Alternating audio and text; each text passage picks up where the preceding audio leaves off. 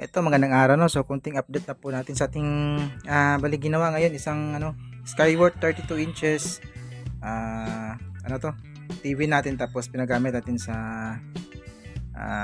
parents ng misis ko 'no. So ang ginawa natin dito, bale yung nangyari ng unit ko is nahihian siya ng pusa. So napakaraming ihi ng pusa nandito. So dito nasa yung pinakatama ng ihi talaga. Pero dito, umabot din dito pero mas malala yung nangyari dito kasi naparami yung ihi dito, no? So yung problema nito is ano siya, meron siyang display pero nag-flicker tapos maraming bar line sa screen. So ngayon okay na po siya, oh. Tingnan niyo, bumalik na po siya sa dati, no? Kasi yung ginawa natin, may sunog kasi yung kanyang source scope. Ito yung kanyang source scope. May sunog po yan. Tapos ang ginawa natin dyan is yung sunog, kinat po natin.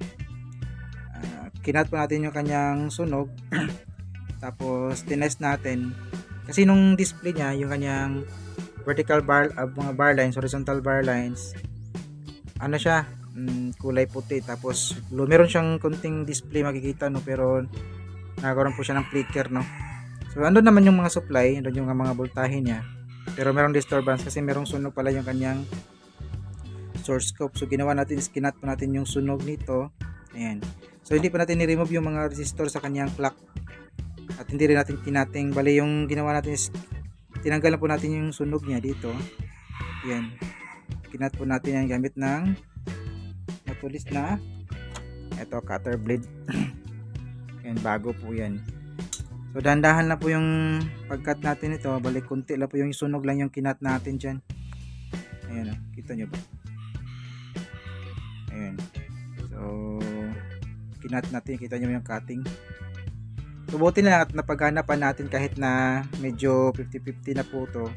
Pag mga ganito, kapag nahihian na pusa, buti lang yung kanyang panel, meron siyang meron siyang protector or shield na kulay puti, parang sealant po yan.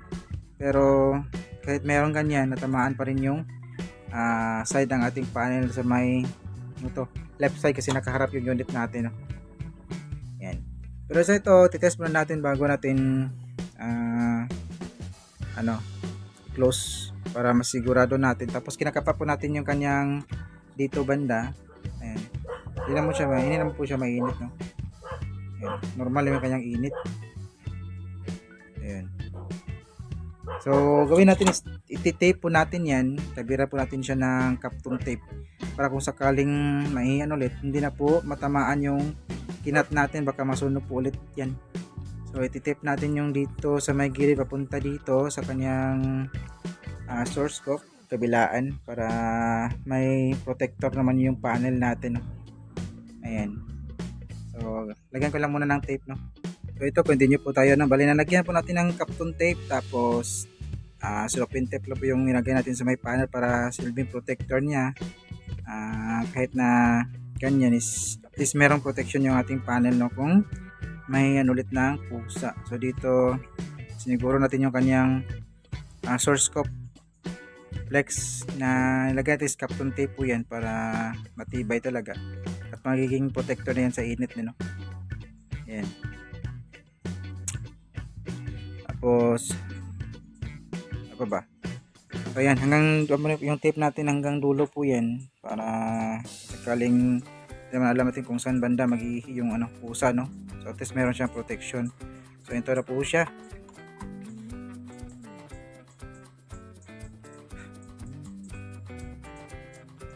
Ayun, labas na si Skyworth, no? Ayan. So naka channel input po yan and wala tayong antenna. So at least wala na tayong nakita problema sa kanyang screen. Ayan. Okay na siya. So pakita ko lang muna yung kanyang panel, no? Para makita yung kanyang panel. Balik rin natin. So ito po yung kanyang panel, oh. Ayan.